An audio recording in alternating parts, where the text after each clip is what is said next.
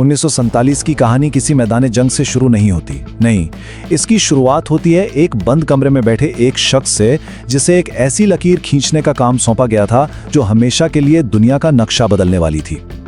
और ये शख्स कौन था? उनका नाम था सर सिरिल रैडक्लिफ, एक अंग्रेज वकील जो इस जमीन, यहाँ के लोगों या इस सकाफत के बारे में कुछ भी नहीं जानते थे जिसे वो तकसीम करने जा रहे थे। सच तो ये है कि उन्हें ना कांग्रेस से कोई हमदर्दी थी, ना मुस्लिम लीग से, और बरतानवी हुकूमत को बिल्कुल ऐसे ही एक गैर जानिबदार शख्स की जरूरत थी। उन्होंने जो लकीर खींची, उसका नतीजा क्या निकला? नतीजा ये था कि 2 करोड़ लोग बेघर हो गए। ये इंसानी तारीख की सबसे बड़ी और सबसे तेज रफ्तार हिज्जतों में से एक थी। तो यहाँ सवाल ये पैदा होता है कि आखिर एक ही शख्स को इतना बड़ा काम कैसे सौंप दिया गया। चलें इसकी तफसील में जाते हैं।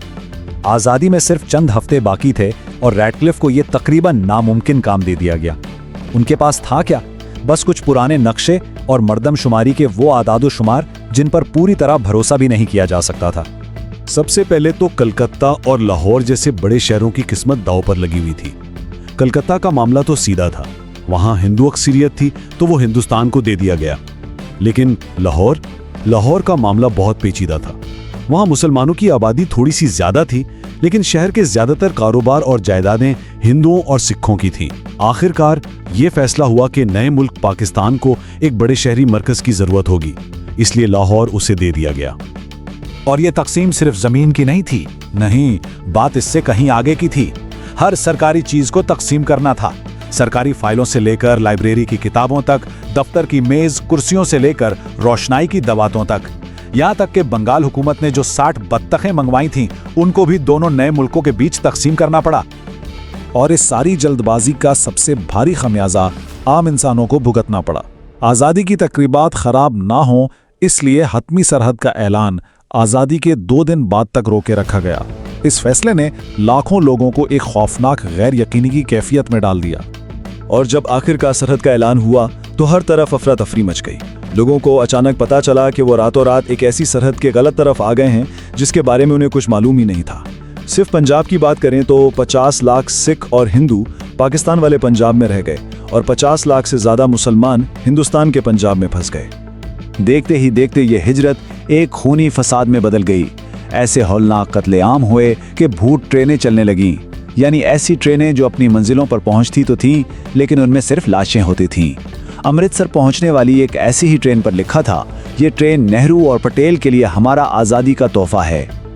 एक तरफ जहां पंजाब में आग लगी हुई थी, वहीं बरतानवी हुकाम को कलकत्ता की भीड़ भरी गलियों में इससे भी बड़े खून खराबे का डर सता रहा था।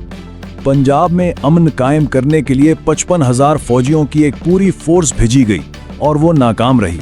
लेकिन कलकत्ता के लिए बरतानवी वाइसराय लॉर्ड माउंटबेटन ने एक बिल्कुल मुख्तलिफ किस्म की ताकत का सहारा लेने का सोचा। उन्होंने सीधा महात्मा गांधी से दरखास्त की कि वो कलकत्ता चले जाएं। माउंटबेटन को यकीन था कि गांधी का अखलाकी इख्तियार वो काम कर सकता है जो एक पूरी फौज नहीं कर सकी थी। तो गांधी जी ने क्या किया? वो कलकत्ता के एक मुस्लिम मोहल्ले में उसी शख्स के घर ठहरे जिसे हिंदू पिछले फसादात का जिम्मेदार मानते थे। इस एक कदम से 16 दिन तक तो अमन रहा, लेकिन जैसे ही पंजाब की हौलनाक खबरें कलकत्ता पहुंची, तशद्दुद फिर भड़क उठा। तब गांधी ने मरण बर्त यानी मरते दम तक भूख हड़ताल का ऐलान कर दिया। और फिर मौजज़ा हुआ, सिर्फ 73 घंटों के अंदर फसादात करवाने वाले लीडर और गैंग के लोग खुद आकर गांधी के कदमों में हथियार डाल गए और यूं कलकत्ता में तशद्दुद खत्म हो गया। तो एक तरफ ये अलमिया चल रहा था, लेकिन ठीक उसी वक्त एक सियासी मौजज़ा भी हो रहा था, और वो था एक बिखरे हुए बर्रे सगीर को एक मुल्क में पिरोने का चैलेंज। नए हिंदुस्तान का नक्शा ऐसा था जैसे कोई पजल हो जिसके 565 टुकड़े गायब हों। ये 565 नीम खुद मुख्तार शाही रियासतें थीं जिन पर हुकूमत तो मकामी राजे महाराजे करते थे, और उनमें से कई एक अलग मुल्क बनने का ख्वाब देख रही थीं। और इन सेबों को एक टोकरी में जमा करने का जिम्मा उठाया सरदार पटेल ने। वीपी मेनन और लॉर्ड माउंटबेटन के साथ मिलकर उन्होंने एक हिकमत अमली बनाई जिसमें बातचीत भी थी, दबाव भी था और मनाने की कोशिश भी। और ये इल्हाक कोई सीधा सादा काम नहीं था, इसमें तो सनसनीखेज ड्रामे भी शामिल थे। जोधपुर की मिसाल ले लें, वहाँ के नौजवान महाराजा पाकिस्तान के बानी जिन्ना के साथ खुफिया तौर पर मुलाकातें कर रहे थे। जब वीपी मेनन को इस साजिश का पता चला तो वो सीधा महाराजा के पास पहुंच गए। बात इतनी बड़ी कि माउंटबेटन के सामने महाराजा को हिंदुस्तान के साथ इल्हाक पर दस्तखत करने पड़े, और दस्तखत करने के फौरन बाद जज्बाती महाराजा ने मेनन पर पिस्तौल तान ली। कुछ इल्हाक तो बिल्कुल ही अजीब थे, खास तौर पर जूनागढ़ का किस्सा, ये तो सुनने लायक है।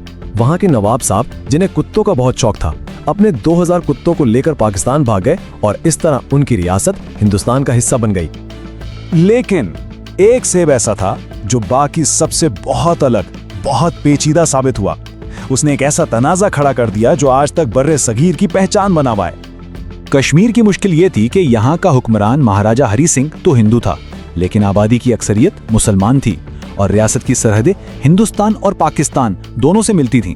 महाराजा तो आज़ाद रहने का ख्वाब देख रहे थे, लेकिन ये सूरत-ए-हाल इसे दोनों नए मुल्कों के लिए एक फ्लैश पॉइंट बना रही थी।